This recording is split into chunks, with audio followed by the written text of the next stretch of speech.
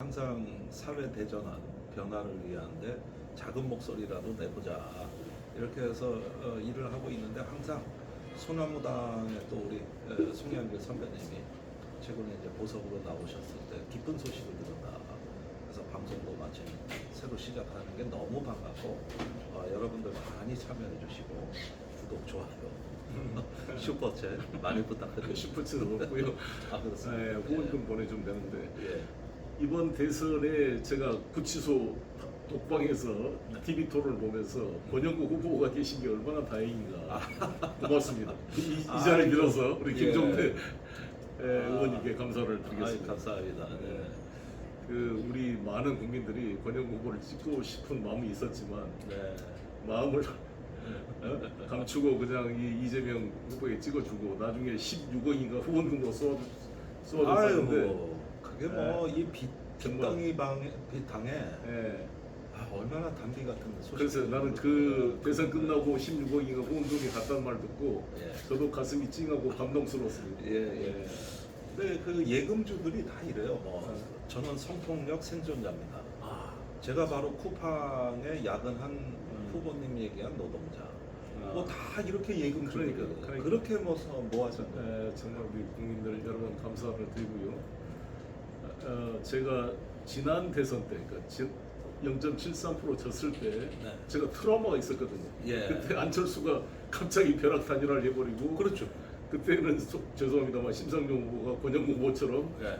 우리 이재명 후보를 도와주지 않았어요. 예. 그냥 그래서 상당히 서운하고 그때 트라우마 때문에 예. 혹시 막판에 이준석과 단일화 하지 않을까, TV 토론에서 3대1로 이재명 후보가 예. 몰리지 않을까 걱정을 많이 했는데 예. 그래도 권영국 후보가 중간중간에 잘 막아줘서 예. 정말 저도 감사한 마음이었습니다. 아유 감사합니다. 뭐 우리 목소리가 일하는 분들에게 많이 들렸길 바라고 그런 의미에서 충분히 목표 달성했다고 봅니다. 감사합니다. 지금 이제 오늘 현안들이 많고 선대 예, 특검이 여러 가지 지금 일을 벌이고 있는데 특별히 오늘 윤석열이 6시간 동안 구속 적부 심사를 마치고 예. 이제 결정을 기다리고 있는 것 같습니다. 어떻게 예. 보셨습니까? 예, 이제 저 아마 내일 새벽쯤 나오지 않을까 예상하고 있는데요. 뭐 다리도 못 건너더니 적부 심에는 걸어서 나왔네요. 적부심은 원래 피의자가 안 나와도 되는 재판이거든요. 그렇죠. 그래서 나오지 말라는 재판은 나오고 또 나오라는 재판하고 특검은 안 나오고. 원래 주특기잖아요. 군대 갈 때는 부동시로 군대 못 가고 검사 임용될 때는 정상으로 돌아와서 검사가 되고 주진우도 네. 그러잖아요. 주진우도 뭐 관여. 관념 수계가 예. 근데 원래 저기 총 쏠 때 한쪽으로만 보면 더 잘 맞습니다. 그래요. 예. 양쪽만 다 원래 특정 사수는 둘 다 쓰는데 예. 이게 웬만한 사람은 한쪽으로 이렇게 눈 감고 써야 잘 쏘거든요. 그 부동시가 나쁜 거 아닌데. 글쎄. 거기다 당구 500인데. 그러니까 그것도 한쪽 눈으로 하니까 더 잘하잖아. 글쎄요. 그 골프도 치잖아. 골프도 치고. 그렇게 보면 뭐 로비가 많이 그렇죠. 예. 그 이번 사실 저는 이제 박정훈 대령, 대령의 서수근 상병 사건 수사단이 공식적인 경찰서 이첩을 이제 중간에 문제 삼았다.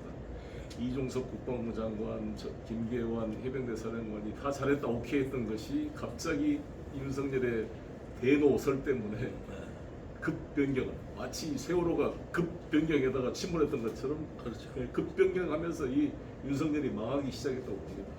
이종호 뭐 블랙펄 이베스트보다 나오고 왜 임성준인가 임성근 그 장군 하나를 살리려고 이 대통령이 이랬을까?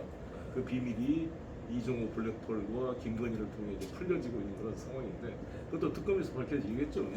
그 핵심은 이 윤석열의 대노를 만들게만 매개체가 이종호와 김건희라는 게 밝혀지겠죠.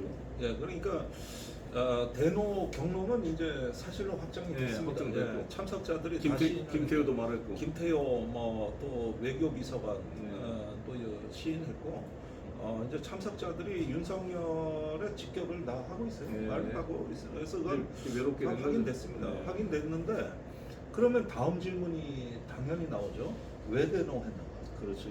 예, 여기서부터 이제 외압을 넘어 로비 쪽으로 국면이 바뀌는데 오늘 순복음 교회 압수수색이 있었습니다. 로비 청구였다. 예, 그 임성근 사단장 부부가 여기 교인입니까? 그 원래 군목을 통해서 네. 이쪽에 여의도 순복음교회 쪽으로 로비한 정황이 있다. 네. 그래서 오늘 여의도 순복음교회가 압수수색이 네. 됐고 또 그 로비 선상회로 의심되는 다른 데도 지금 속속들이 수사가 진행되고 있기 때문에 한번 기대해 보시죠. 일단 저는 이번 특검이 제일 잘한 게 이 항소 포기한 거. 네. 네. 예. 바로 그래서 1심 무죄를 바로 확정시키고 김정은 대령을 수사단장으로 박정훈 대령을 수사단장으로 복귀시면서 제일 잘했다고 네. 생각합니다. 네. 그런 면에서 박정훈 대령의 사건이 최근 이 군사 반란 일종의 12.3 비상 계엄을 실패하게 만드는 데 기여했다고 하는데 우리 네. 말씀 좀 부탁드립니다. 근데 이런 이야기들은 이제 우리 사회에 통찰력 있는 작가들의 네. 입에서 먼저 나왔는데 이 12.3 내란을 보면서 그 계엄군이 또 다른 박정훈 아니었느냐 네. 이런 이제 칼럼들 비평들이 쏟아져 나온 게 최근 일입니다. 그래서 그 박정훈 대령의 어떤 그 항명죄를 불사하고 소신을 지켰던 그 모습이 바로 네. 계엄 현장에서 어떤 우리 그 군인들의 모습으로 이어지면서 대한민국 민주주의가 회복됐다고 보면 네. 상당히 그 통찰력 있는 관찰들이거든요. 그런데 실제로 최근에 제가 검찰 진술에서 한 대령이 네. 저기 박정훈 대령 얘기를 하더라고요. 네. 그러니까 계엄이 선포되기 불과 며칠 전에 네. 박정훈 대령이 2심에서 검찰에 3년 구형을 받았습니다. 네. 그러니까 그 사건을 보고서 너무나 안타까웠는데 네. 며칠 있다가 계엄이 선포됐다. 네. 그럴 때 그 박정훈 대령이 이렇게 버텨내는 모습을 보면서 나는 무언가 이런 신경을 검찰에서 피력하더라고요. 네. 그렇게 봤을 때는 그 작가들의 눈이 예리했던 것이죠. 그 박정훈 대령의 정신이 계엄 때 우리 군인들한테 네. 상당한 영향을 주고 급기야는 대한민국의 민주주의를 소생시키는 그렇습니다. 이런 어떤 정신의 맥을 잇고 있다. 이런 점에서 우리가 참으로 감회가 새롭고 이번에 그 무죄 확정 조치는 민주주의 회복의 또 다른 일면을 구성하는 어떤 그런 사안이 아닌가 하는 생각이 듭니다. 그렇습니다. 박정훈 대령이 부당한 명령에 거부하고 군인 정신을 지켰던 그런 모습들이 많은 영향을 미쳐서 이번 이 비상경 과정에서도 뭐 김문상 대령 네. 그 진입을 헬기 진입 허가를 40분 동안 지연시키게 만들었던 예. 수방사 아주 뭐- 작전차장 김문상 대령이나 예.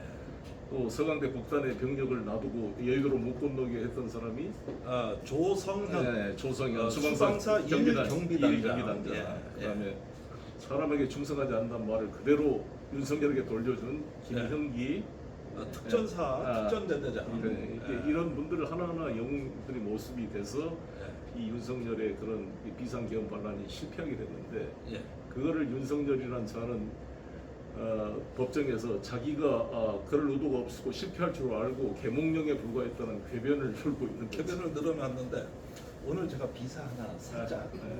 예. 그 이렇게 올고준 군인인지는 모르겠는데 네. 우연히 그날 계엄을 막은 또 하나의 공로자가 있는데요. 네. 뭐죠?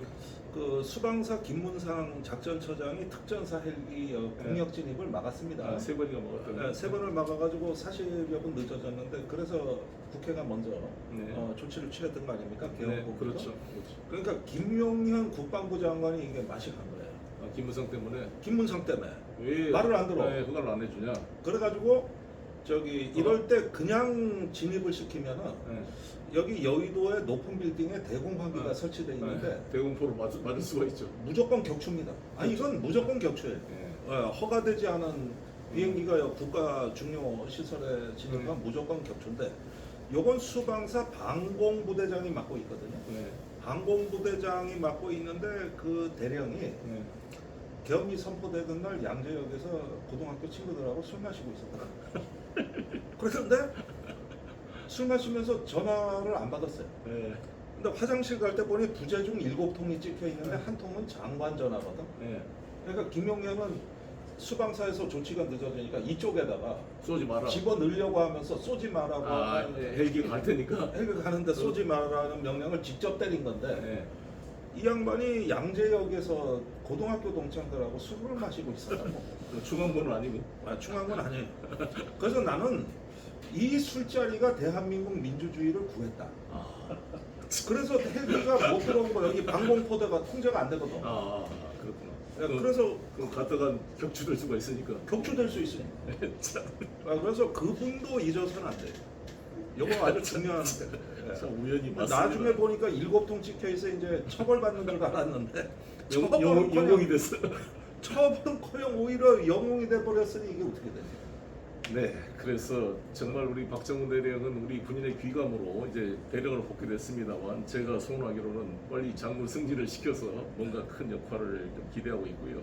또 하나 저는 이번에 이제 정성호 법무장관이 인사청문회를 끝냈습니다만 저는 이제 이런 걸 좀 촉구하고 싶어요. 김한나 총신대 측원 죄송합니다. 그 1968년도에 우리가 네. 월남 파병을 했잖아요. 65년도부터 우리 백마부대부터 파병을 했는데 우리 최명신 장군께서 정말 훌륭한 장군이어서 많이 우리가 존경받죠. 전시작전권을 양도하지 않는 것처럼 이군에 종속되지 않고 독자적인 전투를 네. 부여받아서 자신의 민사작전 철학으로 해서 상당히 훌륭한 평가를 받고 있는데 그러나 일부 오점이 있습니다. 일부 부대의 일탈 행동이 있어가지고 그 월남 파병부대 일부가 폭리마을이라고 1968년도에 네. 거기 베트남 한 마을 그 안전마을이라 그러는데 거기를 한 70여 명의 민간인을 학살한 사건이 발생했습니다. 아이고, 저런. 네. 그때 6살인가 8살 응앤타운이가 그 여성분이 살아남아서 대한민국을 상대로 손해배상 소송을 했는데 계속 우리 정부가 이건 뭐 배투공 위장해서 뭐 그런 사건에다가 거짓말로 이걸 발뺌을 했는데 1심, 2심에서 다 3천여만 원의 손해배상을 해라. 국가배상 책임을 완벽하게 인정했습니다. 제가 구치소에서 그 판결을 읽어보고 우리나라 사법부 판사들에 대한 상당히 존경심을 갖게 되는데 네. 이걸 다시 또 상고를 했거든요. 그래서 저는 이재명 정부에서는 이 상고를 포기했으면 좋겠다. 네. 포기하고 판결을 깨끗이 인정하고 3천만 원 보상해주고 국가가 사죄하는 것이 이재명 시대의 대한민국의 국가 위상을 세계적으로 바꾸는 거다. 그리고 우리가 일본을 상대로 그렇게 싸우는 도덕적 명분을 얻는 것이다. 이렇게 생각하는데 어떻게 생각하십니까?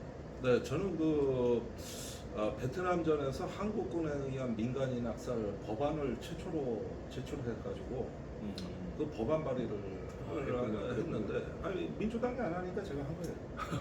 그런데 민주당으로 찾아간 민원인들이 다 저한테 오게 돼 있어요. 마지막 종착지니까.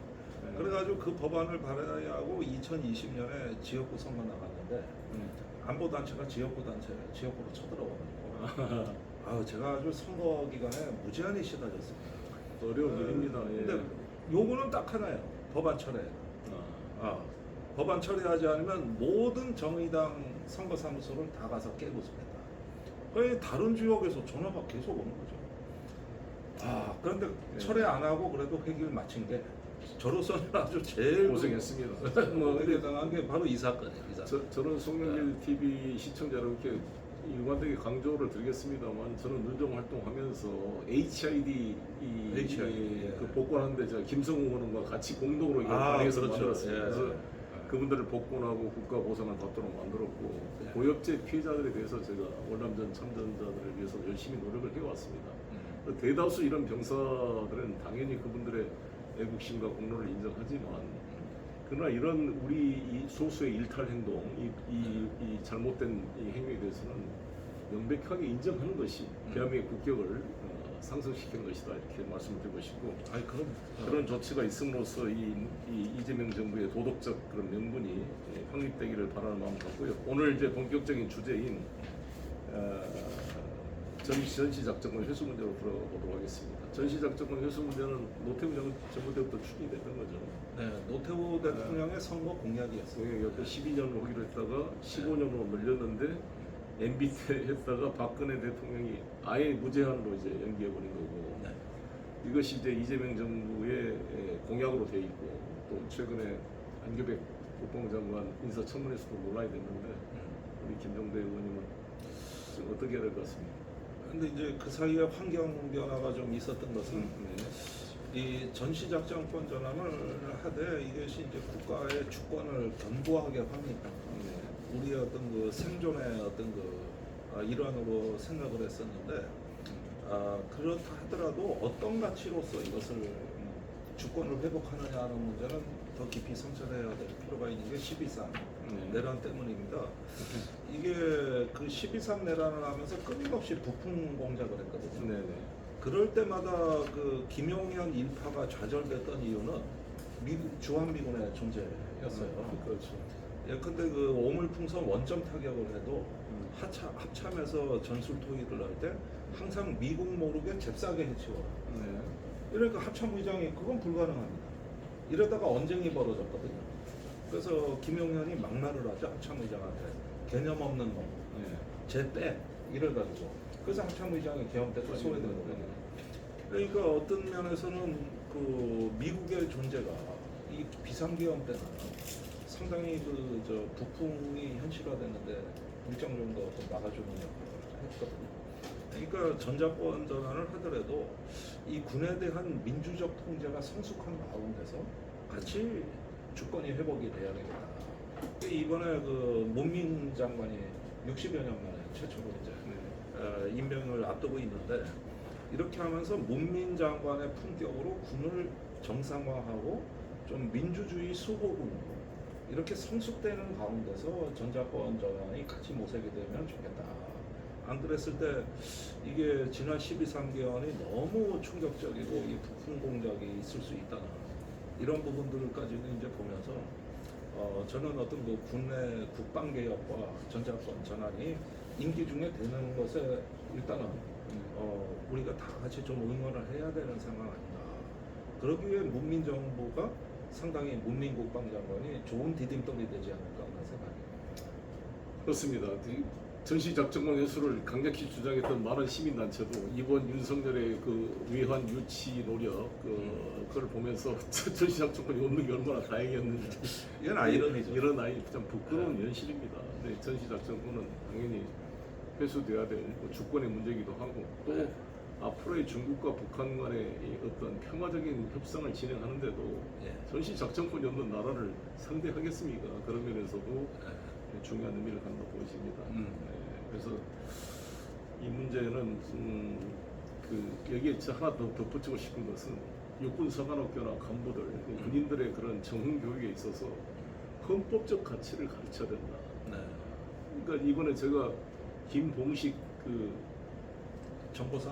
아니 누구예요? 서울경찰청장이 서울경찰청장 김봉식 맞죠? 네, 김봉식이죠. 네. 이분이 경찰대학교 5기인데 네. 상당히 사람이 착하게 생겼더라고요. 네. 제가 구치소에서 여러 번 만났어요.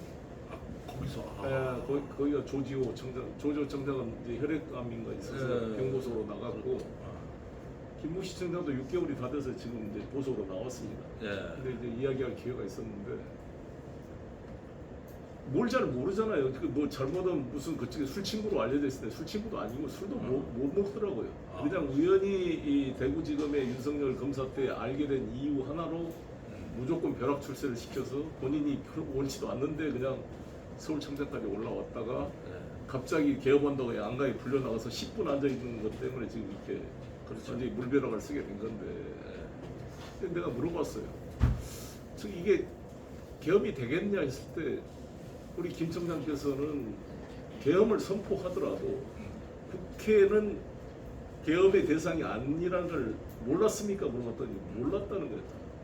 사실 다 모르고 그러니까 헌법적 지식이 없으면 그냥 대통령이 시키고 포고령이 나왔으니까 뭐 따라야 되는 모양이다라고 무의식적으로 생각한다는 거죠. 예. 그만큼 경찰대학에서 헌법을 잠깐 배우긴 했는데 이런 상황을 예상한 헌법적 의식이 없는 거죠. 그게 우리 어저께가 제헌절이었습니다만 우리나라 군 장성 국회의원도 헌법 의식이 없잖아요. 아니 판사를 하는 나경원 같은 사람도 계엄령을 계몽령이라 그러는데 이게 계엄령을 계몽령이라고 말하는 순간 나는 헌법을 위반했다는 걸 자백한 거잖아요. 아니 국민을 계몽시키는데 군대를 동원해서 국회를 점령하는 게 계몽이라는 게 그게 정상이 아닌 말 자체로 정상이 아닌 말인데 이 말이 스스로 자기가 내란 행위를 했다는 것을 인정하는 것인지도 모르고 계몽령이라고 떠들고 있는 이 한심한 헌법기관 국힘 의원 일부들을 보면서 우리나라의 헌법적 의식 민주주의 교육 이런 것을 각 특수 공무직에 있는 이 검찰, 경찰, 이 군 무력을 갖고 있는 사람들이 철저하게 하지 않으면 그 말씀하대로 예. 문민 통제가 되지 않으면 이게 무신해란 무신 정권이 되겠다 이런 근데 생각이 있는 교육도 없앴습니다. 그저 민주시민과 헌법 이게 예. 육사 과목이었잖아요. 아 그게 지금 사라졌습니다. 그걸 윤석열 때 폐지한 말이에요. 윤석열 때 그러니까 만들어놔도 저렇게 없애난다. 버리고. 정말 예. 그러니까 이게 네. 참 악순환인데 네. 어떤 제도적으로 좀 그런 부분이 체질화되도록 네. 조금 더 높은 수준에 아마 법으로 정해야 되지 않을까 그런 생각까지 드네요. 그 다음에 이제 우리 방위비 분담 문제가 좀 아 오늘 열받는 주제 짝도 하시네. 트럼프 대통령이 되자마자 방위비 분담 요구를 할 걸로 예상했습니다만 드디어 네. 100억 달러 내놔라 안보 돈 찍어내는 기계 같은 부자 나라가 대한민국인데 지금 안보 무임승차를 하고 있다. 네. 맨날 그 일종의 반복되는 말을 하고 있습니다. 그렇죠. 4만 5천 명 주한미군이 있다. 뭐 2만 8천 명 숫자도 틀리게 말하고 이제 어떻게 대응해야 될 것 같습니까? 그러니까 지금 한국에는 28,500명의 미군이 있는데 네. 이것도 물론 장부상의 숫자지 순환 근무를 하기 때문에 실제로는 그렇게 근무를 안 합니다. 그렇죠. 근데 일단 장부상의 숫자라 하더라도 여기에 우리가 연간 1조 5천억 원의 이제 현금 지원을 하는 게 방위비 분담금인데 그러면 주한미군 1인당 5,200만 원 정도의 현금을 받는 거거든요. 현금으로. 2,500만 원 1인당 5,200만 원. 1인당 예. 1인당으로 환산해 보면 진짜? 5,200만 원. 그래서 1조 5천억을 나누면 28,500만 원이면 예. 그렇게 나옵니다. 그런데 5,200만 원의 현금에다가 그다음에 부동산 시설이 공짜입니다.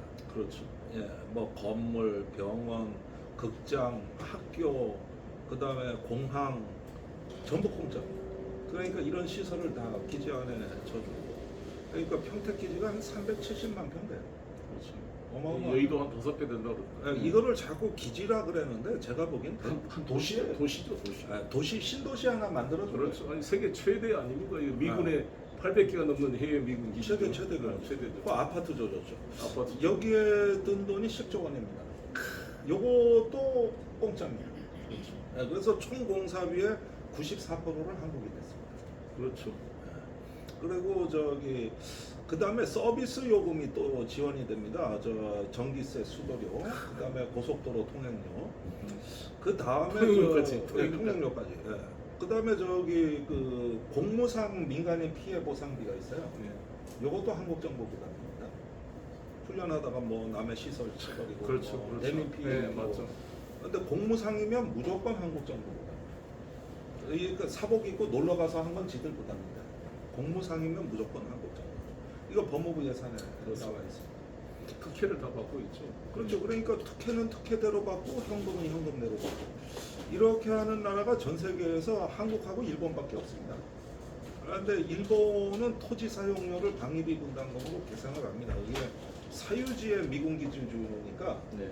임대료로 책정이 되는데 우리는 그게 아니거든요. 그것도 없죠. 이것도 없잖아요. 이거는 그러니까 우리는 총 주둔비의 한 78%를 한국이 되고 있거든요. 미국 거의 공짜로 와 있는. 아니 그러면은 저 부대가 미국으로 철수하면 어떻게 되느냐? 운영비가 더 들어. 그렇죠.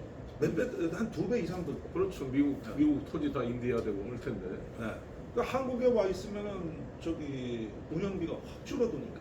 그렇죠. 그래서 이제 미군의 그 전방에 여기 주둔하는 병력은 이런 시스템이 좋은 거예요. 그렇죠. 서로 지금 한국 올려 그런 거 아닙니까? 이거 뭐 전투도 없고.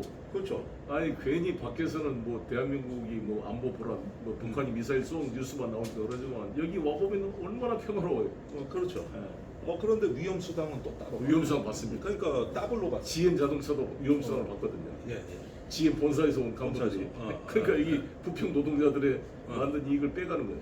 그렇습니다. 이렇게 하니까 네. 예컨대 18살에 군에 입대했다가 주한미군을 왔다. 네. 그런데 자꾸 한국에 오고 싶어 하거든요. 근데 20년 근무하면 연금 대상자니까 38살이거든요.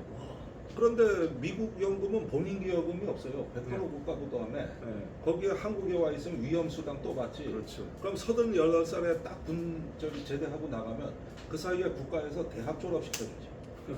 거기에다가 연금 50년간 받아 그 뒤로. 서로 제대하고. 서로 올려 그러겠네. 아니 이런 천국 지상낙원 이런 게 어디 있습니까? 거기 하나 더 붙이면요. 네. 내가 구치소에서 새롭게 안 사실인데 예. 소파 협정에 따라서 미군이 범죄를 저지르면 예. 미국으로 가기 전에 일시적으로 디텐션 센터로 이제 서울구치소가 활용될 때가 있는데 그러면 윤석열이 지금 쓰고 있는 보다 더 넓은 방을 줘요.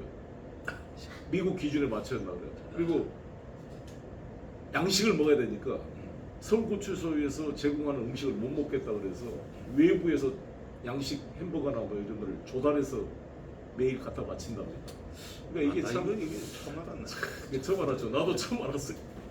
아 근데 너- 한국 예. 오고 싶어 난리라니까 지금. 예. 그런데 빼가라 그러면 가겠습니까? 이 좋은 데는? 그러니까 그러면서 안보 무임승차라 그러니 사실상 이번에 주한미군 사령관 그 흑인 이제 두 번째 흑인이죠. 이번에 지금 상원 이전하고 있죠. 항공모함이라 그랬잖아요. 전략적 위헌성이 돼 있고 근데 여기를 저는 임대료 내놔라고 계속 그러고 있잖아요. 네. 저기 필리핀 클라크 공군기지나 수비만 이런 데도 네. 두테르테 때 나가라 그러니까 막 두테르테한테 막 안 나가게 해달라고 사정했던 거 아닙니까? 거기는 필리핀은 원래 임대료를 받고 있었는데 네. 90년대 그 화산이 폭발해가지고 네. 클라크 기지가 쑥대밭이 그랬죠. 되니까 이제 포기하고 거기, 나갔어요. 그렇죠.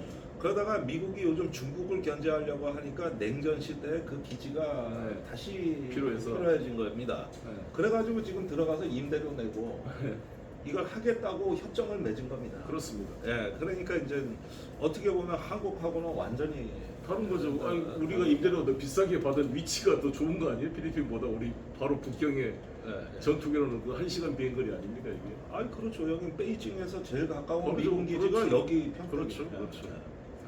그래서 저는 이 문제는 절대 끌려갈 문제가 아니고 지금 우리나라에 이제 91년도부터 사실 이게 이 주둔 분담금이 시작된 거 아닙니까? 그런데 SME라고 해서 스페셜 메저먼트 어그리먼트인가요? 예, 저 SME라고 해서 소파 5조에 대한 특별 네, 협정. 특별 협정으로 네. 돼 있는데 이것도 91년도부터 시작됐고 사실 이게 우리가 분담해야 될 법적 근거도 없는데 우리가 지금 일종의 호의적으로 해주고 있는 건데 이거를 이제 호의를 베풀었더니 완전히 호구로 알고 이거를 이제 1억 5천 1조 5천억에서 지금 이제 거의 매년 8% 자동 인상. 네, 자동 인상을 내고 있는데 그러니까 이게 이제 군수 지원, 건설 지원, 인건비인데 여기다가 이제 소위 오퍼레이션 서포트라 그래서 이제 전략자산 전개 비용을 내놔라 네. 따로 나갈 것 같습니다. 이것을 지금까지 우리는 막아왔는데 이에 대해서 한 말씀해 주시죠. 예, 뭐 스텔스 전폭기나 네. 이제 그 핵잠수함이 뜰 때는 사실 돈이 많이 듭니다. 어마어마하게 들죠. 항공모함은 시동 한 번 딱 거는데 2억 달러예요. 2억 달러. 아니 올려놓을 게 아니라 그냥 시동만 거는데 2억 달러. 그래서 우리 부산항에 한번 들어오면 얼마 되냐. 그러니까 그때가 이제 항모 전단이 들어오니까 혼자 들어오는 게 아니니까. 네. 그런데 이거를 연간 그 미 국방 예산에 책정된 게 있거든요. 네. 거기에 따라서 운행을 하는 거예요. 네. 그런데 이제 이 비용을 한국 달러 대라. 이렇게 하면 이제 10억 달러 단위로 올라갈 수가 있죠. 10억 달러. 그래도 스텔스 전투기는 뭐 한 번 비용에 수십억이 드니까. 또 사드 비용도 내달 거 아니에요. 원래 트럼프가 그랬잖아요. 그 좋은 네. 무기를 왜 비용 공짜로 줬다. 배치해줬다 이거죠. 유승민 의원은 뭐 두세 개 더 배치하자고 그러고 있잖아요. 그렇죠. 유승민은 우리 돈 주고 사라 그랬죠. 네, 그랬죠. 네. 자기 지역구에다 배치해야 되는데 지역구가 없어져 버려가지고. 글쎄요. 그런데 그 양반은 뭐 대구 비행장 옮기려고 국방위 활동을 한 건데 네. 대구 비행장에 사드 배치한다 그러면 어떡할까요? 그래서 그때 공든탑 다 어떻게 충청도 버전이. 그러니까 아니 그냥 책임 못 질 얘기를 자꾸 하셔요. 네. 그분들이. 그래가지고 이제 그런 것까지 하면 천문학적 단위로 이게 올라가는데 트럼프의 속내는 일단 100억 달러 확 질러놓고 네. 그다음에 한국의 국방비를 GDP 5%까지 올려라. 아니면 3.5%까지 올려라. 지금 2.3%거든요. 네. 그러면은 일단 트럼프가 저기 최저 라인으로 제시한 3.5조 원으로 한번 맞춰보겠습니다. 네. 그러면은 내년도 국방 예산이 60조인데 요것이 100조가 돼요. 100조. 그렇죠. 5%가 되면 140조가 돼요. 아니 그런데 자국이 방위비를 어떻게 예산하는지 국가 주권에 관한 사항이지 그 예산까지도 우리가 간섭한다는 건 참. 아니 예산만 늘리라는 게 네. 아니라 네. 그걸 갖고 또 미국 무기를 사야 그렇지, 된다. 그렇지. 이게 또 들어오거든요. 그러니까 윤석열 정권 때 27조 원의 무기를 샀다 그래요. 근데 문재인 정부 5년 동안 한 2조 5천? 그렇죠. 그 무기 구입 비용. 그건 더 샀어요. 그렇습니다. 네. 조금 그때 많이 샀어요. 그렇습니다. 국방비 많이 올려가지고. 그런데 우리가 연간 최근은 1년에 미국 무기를 9조 7천억 원어치를 샀으니까 3년 평균으로 봤을 때는 엄청나게 사고 있네. 아까 방위비 분담금 나가는 거다. 10조 원은 미국 무기 도입비로 딱 이렇게 나가네. 아니 이 정도 먹었으면 됐지 뭘 더 처먹으려고 그래. 아니 많이 먹었잖아 이 정도. 그래서 저는 이제 계속 우리 민주당 국회의원 또 조국혁신당 국회의원 여러분께 촉구하는 것은 좀 국회의원들이 세게 싸워줘라. 이 대통령과 정부는 한미 관계 때문에 이 하고 싶은 이야기를 자제할 수밖에 없지만 네. 장관들이나 그러나 국회의원이나 시민단체가 분명한 이런 여론을 만들어줘야 교섭력이 생기지 않겠습니까? 아이 그렇습니다. 네, 이건 미국이- 뭐 미국 요구 무조건 머리 숙여라고 떠드는 이런 사세로는 협상력이 나오기 어렵다 이런 생각이 들고요. 예. 지금 넘어서 이제 그 한미일 삼각 그 군사 협력이 이제 이것이 과연 한미일 삼각 동맹으로까지 발전할 것이냐. 네. 지금 보수 언론들이 지난 윤석열 정권이 다 잘못하게 많지만 가장 잘한 것이 캠프 데이비드 협정으로 한미일 군사 연합훈련을 정례화시키고 예. 그래서 샹그릴라에서 한미일 국방부 장관이 예. 합의를 해서 지금 이제 공군 연합훈련을 시작했잖아요. 그래서 예. 이재명 정부 등장하고도 바로 6월달에 말에 예. 연합훈련을 또 했습니다. 예. 그래서 이것이 과연 지속화될 것이냐, 예. 이게 어떻게 생각? 이게 우리 국가안보에 도움이 될 것이냐. 근데 사실은 뭐 이재명 정부가 하자마자 얘기한 적이 없고 네. 우리는 계승하겠다고는 얘기를 했는데 네. 트럼프가 변덕이 심해서 그런 것 때문에 안 될 것 같아요. 그쪽 변수가 문제지. 네. 그리고 저기 윤석열 정부 때도 중단된 적이 있어요. 네. 계엄 때입니다. 계엄 그렇죠. 계엄 때. 그때 미국이 국방 외교 모든 대화 협조 라인을 완전히 다 스톱시켰죠. 막아놨거든요. 오히려 뭐 협력한다고 그러지만 한 번 민주주의가 무너지니까 미국이 그냥 완전히 닫아버리고 그 윤석열이 제일 자랑했던 핵 협의 그룹이라고 있습니다. 예, 그렇죠. 그리고 막 프랑크도 붙이고 그랬지. 핵 공유가 핵 됐다는 공유, 식으로 아. 막 과장했죠. 그것도 중단시키죠. 중단됐어요. 그래가지고 그거 열리기 한 열흘 전에 계엄이 선포된 거예요. 예. 그래서 이제 그 협상단 안 보내겠다. 예. 이래가지고 그것도 중단되고 지금 많이 이렇게 다운돼 있기는 해요. 네. 그런데 이제 아까 그 연합훈련은 원래 책정된 예산이 있기 때문에 그건 이제 국방은 자기 프로그램대로 가는 거고 트럼프가 언제 야 국방 예산 깎아 이러면 하루 아침에 없어지는 겁니다. 이게. 그렇죠. 트럼프는 기본적으로 이 훈련도 비용으로 해석하고 굳이 네. 해야 되느냐 이러한 또 회의적 시각을 가지고 있어서 상당히 좀 불확정성이 큰다고 보여집니다. 그렇습니다. 네, 최근에 근데 이제 한미일 간의 이러한 소위 아시아판 나토를 만들자는 이제 보수적인 분들의 견해가 있고 아시아판 나토를 만드는 것이 오히려 북중로의 군사협력을 강화시켜서 이 군사적 긴장을 높임으로써 대한민국 안보가 더 위태로워진다. 안보 비용이 더 크게 상승한다. 네. 이런 지적들이 서로 이제 부딪히고 있습니다. 이런 와중에 우크라이나 전쟁에 북한군을 파병함으로써 이제 급속하게 또 푸틴과 김정은 간의 협정을 통한 이제 동맹 관계가 심화되고 있고 올해 쇼이구 국방장관, 라브로프 외교부 장관, 볼로딘 하원 의장, 메드베데프 전 대통령이 이제 계속 4차례에 걸쳐 평양을 방문하고 있습니다. 네. 라브로프와 김정은 간의 그 인터뷰 좀 보셨죠? 예, 여기서, 봤습니다. 지금 이러한 그 북한과 러시아의 그런 협력 움직임 때문에 김정은은 상당히 좀 레버리지를 많이 갖게 된 것으로 봐야 되겠죠. 예, 이제 어떤 뭐 더 이상 북한은 국제 제재를 받는 고립된 나라가 아니라 네. 이제는 기회의 창문을 한껏 열어져 있고 네. 어떤 면에서는 다시 한번 그 국가의 전기를 마련하고 있다고 저는 평가합니다. 네. 예, 그런 데서 이제 북러 동맹이 아주 큰 역할을 하고 있고 그러면서도 이제 그 미국과 일본을 상대로 판을 짤 수 있는 또 전략적 공간이 열리고 있기 때문에 지금 이런 어떤 뭐 한미일 대 북중러라는 진영 논리에 갇혀 있는 동안에 점점 우리 생존의 공간은 작아지고 이런 형국이라고 할 수 있겠고 상당히 우려되는 현상 볼 수 있겠습니다. 그래서 이재명 대통령 시대에 이러한 이 윤석열의 거의 자주적인 공간을 다 축소시켜버리고 거의 미국과 일본의 하청 국가로 이렇게 전락시켜버린 이 윤석열 때의 바오를 씻어내고 우리의 자주적인 공간을 열기 위한 적극적 외교가 필요한 시점이라고 보여집니다. 그래서 저는 러시아의 관계도 빨리 좀 회복될 틀을 만들어야 된다고 보여지고 중국이 이번에 이제 우리 경주 아펙 총회가 10월 말인가? 10월입니다. 10월 말이잖아요. 네. 아마 시진핑 주석이 참석이 거의 확정돼 있는 것 같습니다. 예. 그리고 트럼프 대통령도 오시고 그럼 뭔가 김정은은 못 오더라도 무슨 우리 뭐 총리라도 수상급이라도 와서 좀 뭔가 아펙 총회에서 돌파구를 열었으면 하는 바람이 큽니다. 네. 그 올해 기록적으로 많은 중국 관광객이 들어왔어요. 네네. 여러분들 그 공항철도 타시면은 이게 한국인가 중국인가 헷갈려요. 그 정도로 많이 들어오셨는데 네. 벌써 5월까지가 550만 명.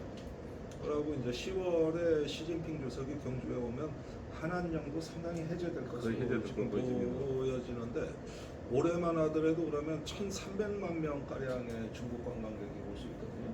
근데 중국 관광객이 이 구매력이 좋다고 그렇습니다. 돈을 많이 써요.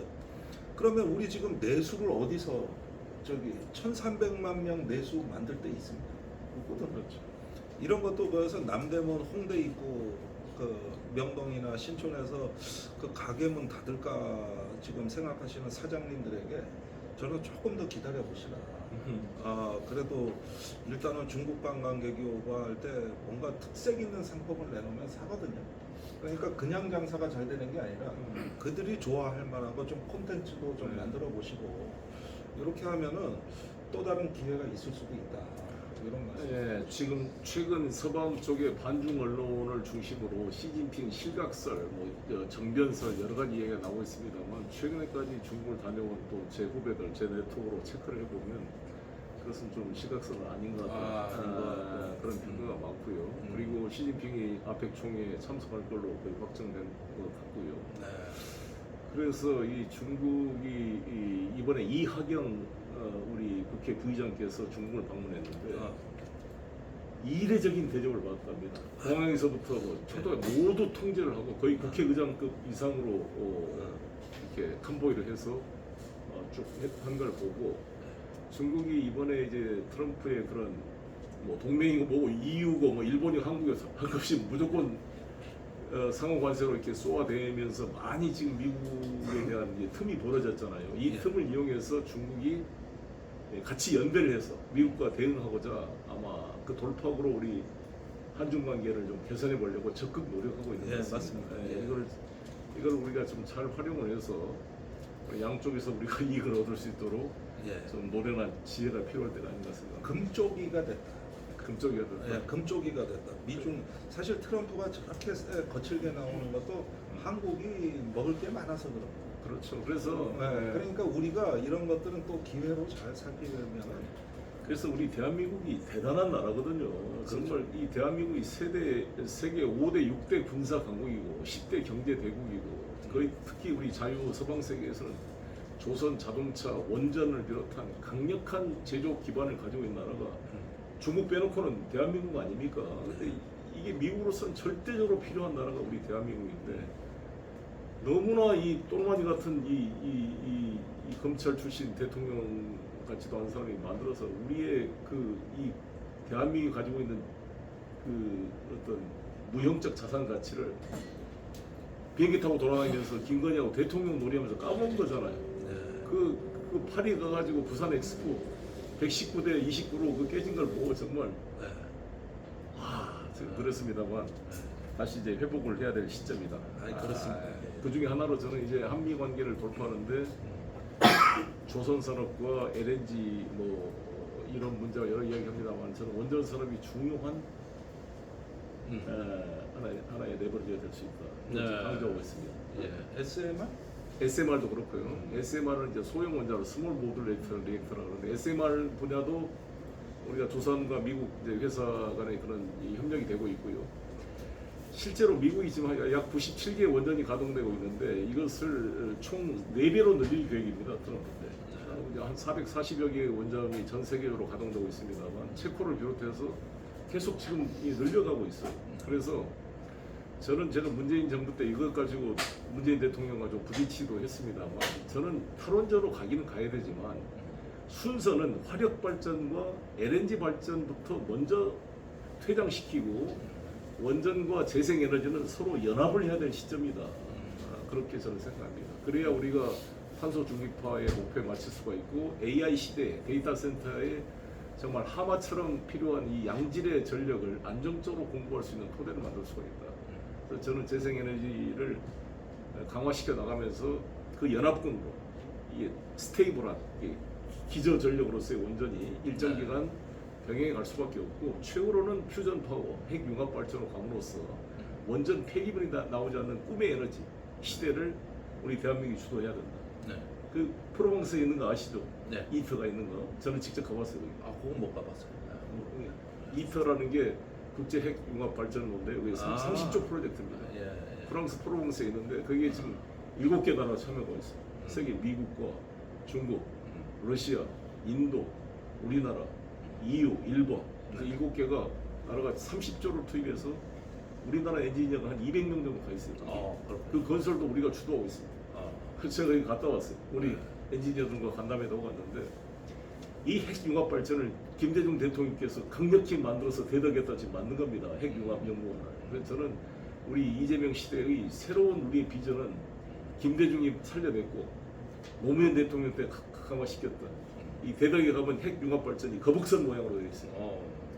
정말 이러한 걸로 우리 이 새로운 미래 에너지를 주도하는 대한민국의 꿈을 우리가 예. 이재명 시대에 키워가야 된다 이렇게 저는 생각합니다. 가슴이 물렁물렁한다. 알리 백도 모르는 이 술꾼 이 윤석열 시대를 그나마 빨리 끝낸 건 다행이에요. 그래서 저도 그때 그 대선 토론 때 아리백 얘기하는 걸 봤는데 이렇게 알아들은 것 같아. I will back. 그러니까 터미네이터의 마지막에 일어나서 I will back. 그래서 웬 터미네이터? 이랬던 표현과 같더라고. 그런데 차마 입 밖으로 못 꺼내더라고. 네. 그래가지고 참 이게 어디서부터 가르쳐야 될지. 예. 아니 근데 조금만 더 계셨으면 거기서 만났을 텐데. 아니 뭔가 이제 프랑스 파리지에 되려고 그러는데 갑자기 검찰놈들이 돈목토에 들어와서 제가 제 발로 들어왔잖아요. 아니 글쎄 그러는데 며칠만 더 기다렸으면 그 얼굴 마주칠 뻔했는데 거기서 좀 하시지. 아니 근데 프랑스는 진짜 의리가 있어요. 나한테 대한민국 검찰을 믿을 수 없으니까 나보다 귀국하지 말고 1년 연장해 주겠대요 체류를 학교에서. 그런 제안이 있었습니까? 있었어요. 그래서 내가 왔어요. 그래 내가 비겁하게 도망가지 않는다. 왔더니 이놈들이 나를 출국 금지를 시켜. 웃긴 놈들이야. 그때 민주당에서도 빨리 오라고 막 민주당에서도 의원들이 송영길 잡아와라 빨리 하라. 야 그런데 프랑스가 그런 제안을 했다고. 그럴 뿐만 아니라 제가 감옥에 있을 때 프랑스 총장이 직접 나를 위로하러 왔어요 한국에. 그래요? 네. 야 왜 그런데요? 그러니까 그만큼 프랑스가 톨레랑스 의리가 있다 이거지. 그리고 지금도 저한테 명예박사학위를 주기로 한 걸 취소하지 않고 지금 기다리고 있습니다. 그래서 만약에 항소심 잘 끝나면 그 세레머니를 하겠답니다. 파리에서.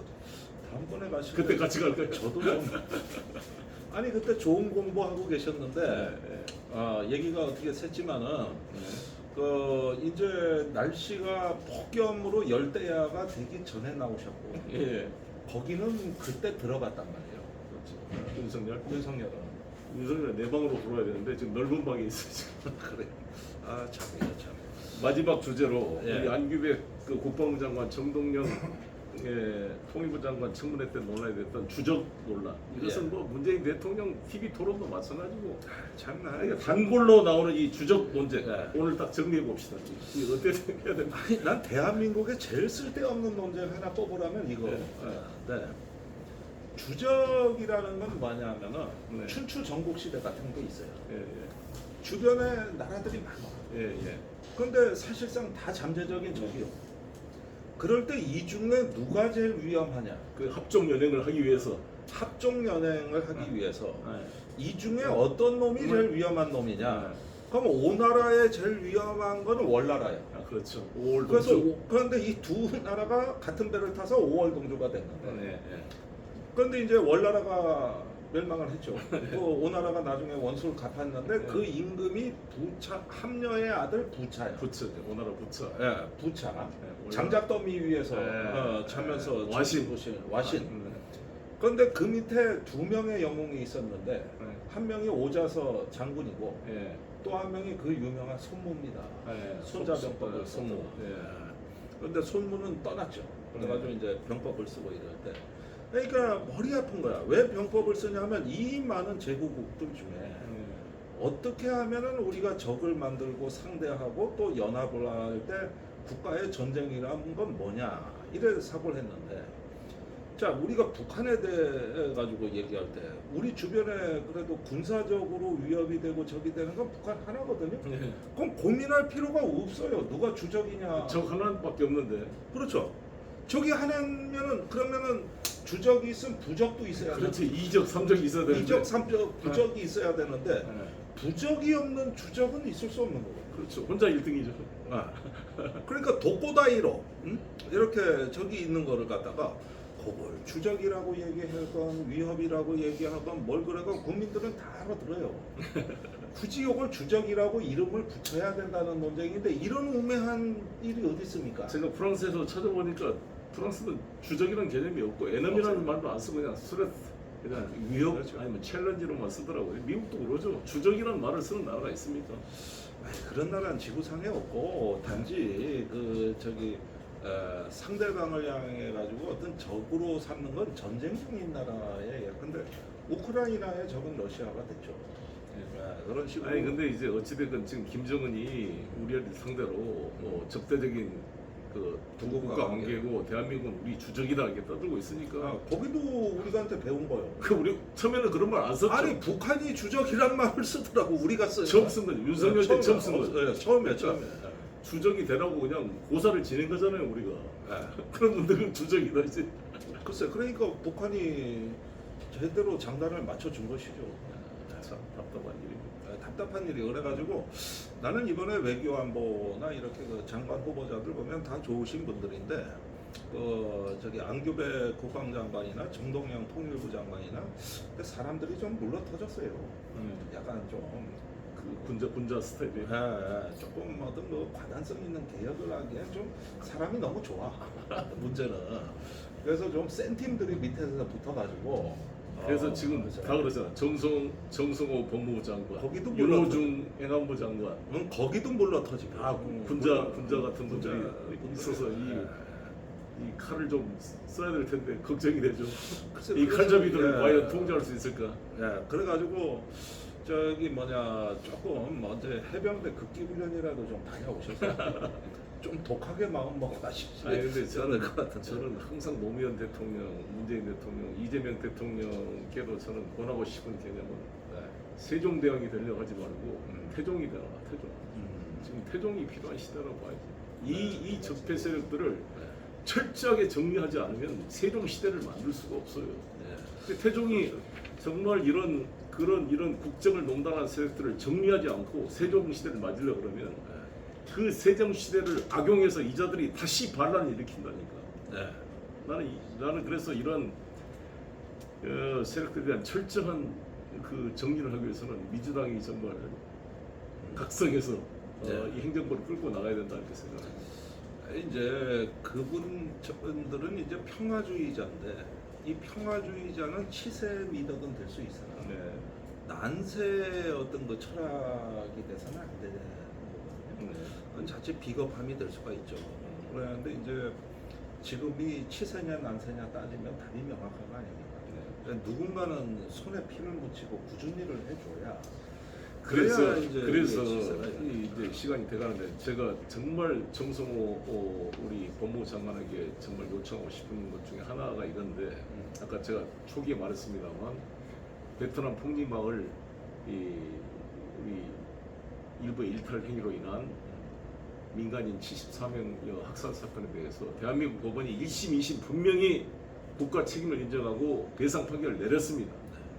그러면 당장 상고 포기하고 인정하고 피해자한테 반성하고 위로금을 보내서 하면 한 베트남 관계가 완벽하게 좋아질 것이고, 만약에 일본 최고 재판소에서 우리 강제징용자 위안부가 일본 국가를 상대로 아니면은 신일본 제철이나 이런 전범 기업을 상대로 손해배상 임금 청구 소송을 했을 때 일본 기업이 승소 판결해가지고 미쓰비시, 신일본 주철, 스미모토 배상해라. 어떻게 니들 강제로 한 노동 임금조차도 안 주고.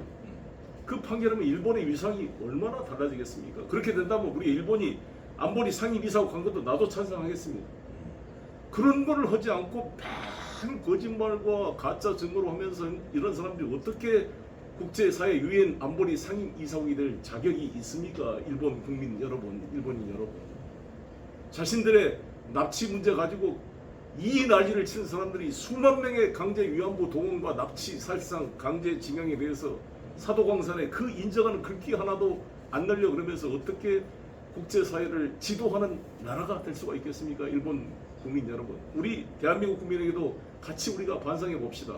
월남전에서 우리의 잘못을 인정하지 않으면서 어떻게 5.18 문제, 일본을 상대로 우리가 비판할 수가 있겠습니까? 저는 이재명 시대에 정말 필요한 것은 이것을 확고하게 인정하는 것이다. 그래서 저는 이 한동훈 법무장관 예를 좀 들겠습니다만, 한동훈 이 친구 별로 좋아하지는 않지만 그래도 잘한 게 하나 있다면, 한동훈 장관이 인혁당 4.3 사건 피해자들이요 국가 배상물 오는데 많이 줬다고 지연이자를 뭐 5억 뭐 얼마를 달라 그랬더니 다시 반환하라 그랬죠.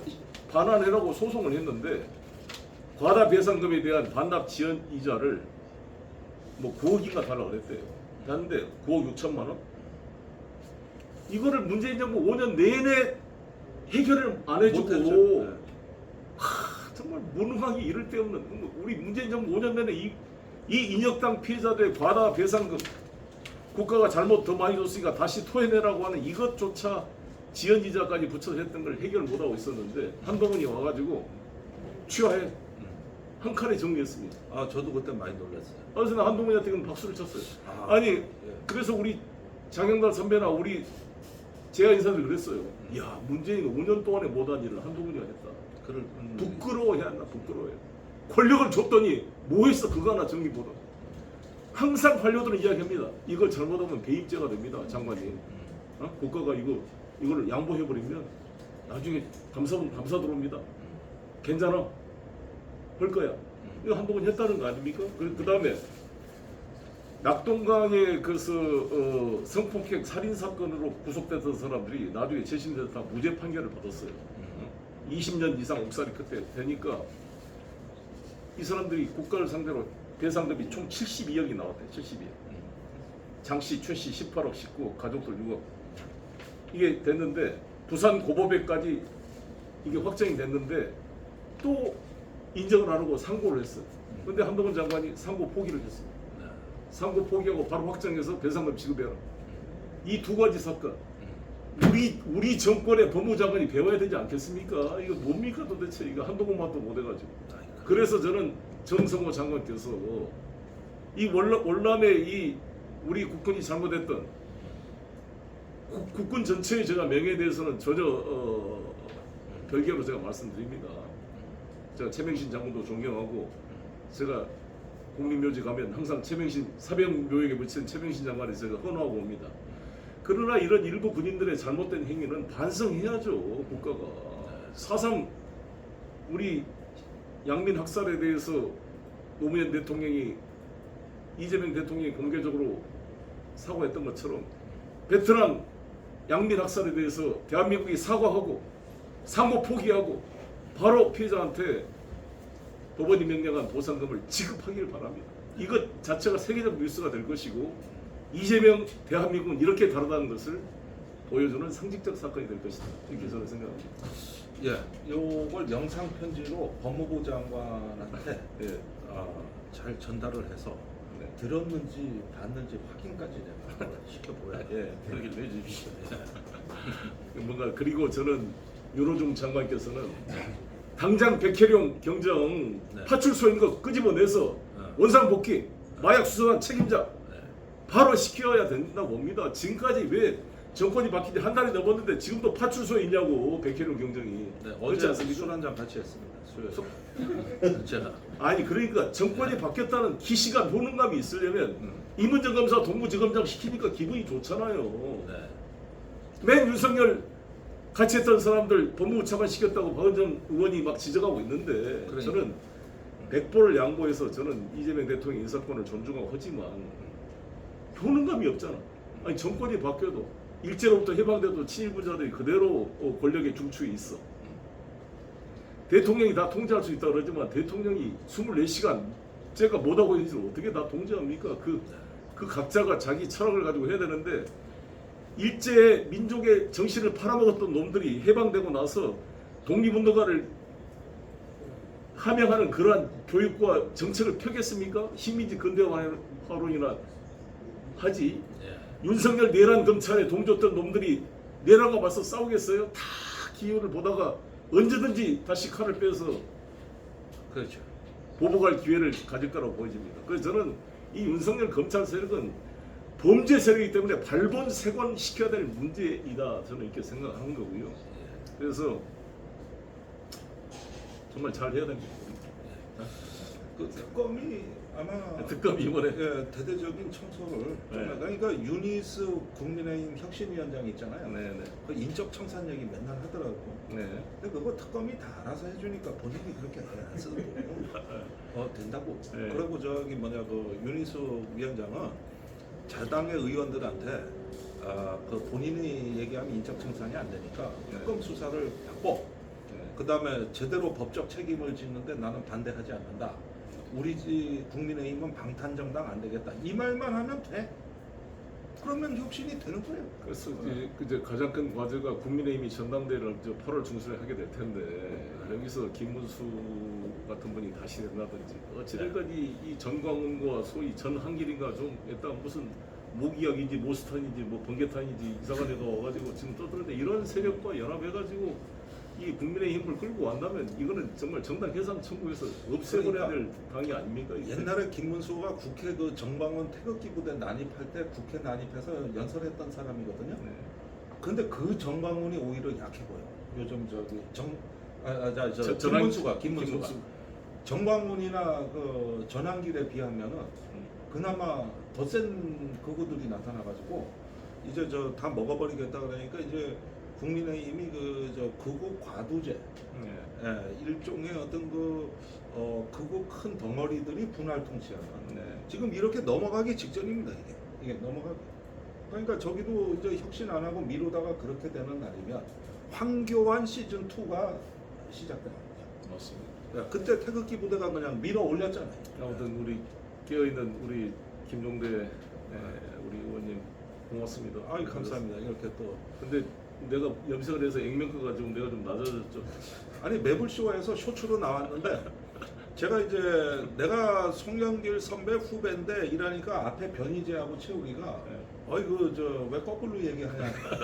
그래서 맞는데 그러니까 변희재가 5년간 재수만 했냐 오수했냐 그러더라고. 그래서 이게 염색을 하시니까 이 허위 사실 유포죄가 있는데 허위 이미지 유포죄도 있는 거 아니야. 나이가 잘못 알려지니까 이게 아주 그 코미디가 됐어요.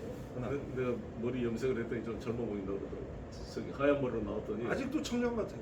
아니 제가 하얀 머리로 가서 함세웅 신부님과 박성무 선생이 이부영 선배님하고 이제 모시고 식사를 했는데 선생님께서 에이 젊은 사람이 머리를 하얗게 하면 그 예의가 아니다. 빨리 염색해라. 그래서 제가 바로 했어요. 그러니까 누가 선배인지 헷갈리잖아. 이게 방송가에서 나 미치겠네 내가. 아무튼 구수한 목소리로 예. 항상 이 충청도 사투리로 우리들을 쌓아내면서 예. 정말 탁월한 국방 전문가로서 우리나라 민주주의와 국방개혁을 위해서 노력해 오신 우리 김종대 의원님, 우리 송영길 TV에 출연해 주셔서 감사드리고 소정의 출연료를 드리도록 하겠습니다. 그리고 아니요, 그냥 후원으로 다 기부하겠습니다. 너무 그런 거 부담 느끼지 마시고 대신 후원이나 좀 많이 해주시면 됩니다. 네, 그래요. 오늘 송영길 TV 시청자 여러분 감사드리고 다음 송영길 TV는 제가 부산서 할 생각입니다. 제가 25, 26, 27, 2박 3일 동안 부산을 방문해서 제가 특강도 하고 이재명 시대의 부산 발전 전략이라는 주제를 가지고 부산에 대한 저의 구상, 이재명 이 정부의 구상을 제가 해석해서 한번 설명드리려고 하고요. 그래서 부산 현장에서 뉴스 비평을 진행하고 그 다음 주인 8월 1일 날은 지금 가장 중요한 이 검찰 개혁을 주도하고 있는 김용민 법사위 간사님을 모시고 예. 진행하도록 그 하겠습니다. 요즘 전당대회 때문에 좀 그 다음 날이니까 아 그래요? 8월 2일이 전당대회니까 1일 날에 뭐 아니 그 욕 많이 먹더라고. 한쪽 편을 드니까. 김용민이 예. 그래가지고 근데 한쪽 편을 다 어차피 당원들은 한쪽 편을 다 들어서 한 근데 거지. 김어준 총수의 반대편이거든. 그러다 요거 더 먹기 딱 좋다. 네, 김어준이 완전히 지배하고 있으니까. 그러니까 이제 힘들겠다. 이런 생각이 들. 요즘 방송 안 부르잖아.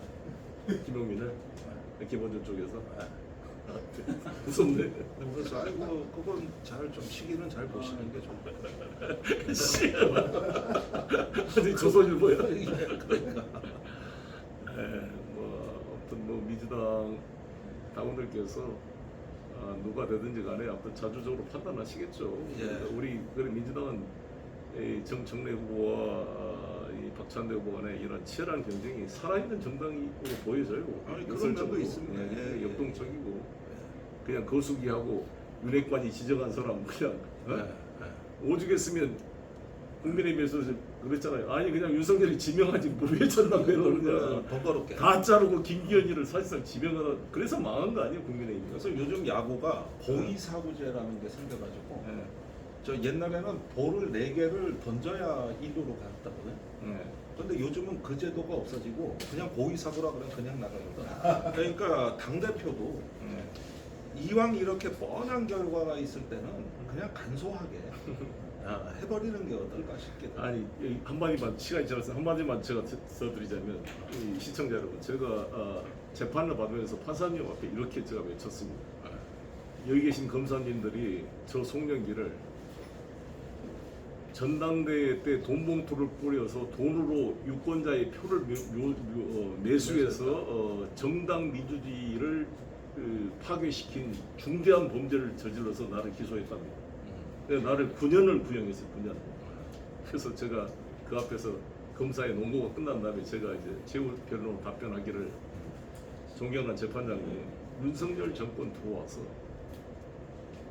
당 대표가 거의 9번을 바뀌었거든요. 9번을. 이준석을 토사구팽하고 룰을 바꿔서 나경원을 주저앉히고 유승민을 쫓아내고 그렇죠. 김기현을 했다가 저기 무슨 은평 무슨 구죠? 거기 김태훈과 그놈을 강서구청장 후보에 했다가 떨어지니까 지가 잡아놓고 김기현을 잘라내고 또 그렇지. 무슨 뭐 비대위를 하고 한동훈을 했다가 또 자르고 완전히 정당 민주주의를 껍데기로 만들고 사실상 이 민주주의를 파괴해서 지명제로 바꾼 공산당처럼 바꾼 그 주범이 바로 이 윤석열 범죄 정권인데 누구한테 정당 민주주의를 했다 그러냐. 이 송영길은 문재인 청와대와 그 주변 세력들이 끝까지 홍영표 후보를 지지함에도 불구하고 풀뿌리 세력으로 정당 민주주의 꽃을 잃은 송영길이라고 나는 자부한다. 이렇게 제가 피토하는 심정으로 외쳤던 생각이 납니다. 우리 민주당은 살아있는 정당으로 계속 이렇게 치열하게 경쟁하면서도 결정되면 다시 승복하고 발전한 정당으로 되어간다고 봅니다. 예. 어쨌든지 간에 하나의 어떤 뭐 소나무의 기백으로 계속 말씀을 해주셔야 민주당도 더 아마 정신 차리고 건강성을 유지할 수 있을 거다. 이 말씀 덧붙입니다. 예, 감사합니다. 오늘 정말 오늘 밤에 막 또 폭우가 쏟아진다고 하는데 그러게. 운전하신 분들 다 조심하고 지하차도 가실 때 항상 체크해 보시고 또 침수 조심하시고 모두 안전 지키도록 노력합시다. 오늘 네. 시청해 주신 여러분 감사합니다. 고맙습니다. 다음 주에 뵙겠습니다.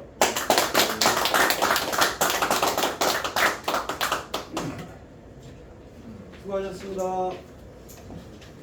1000명 이상이고요.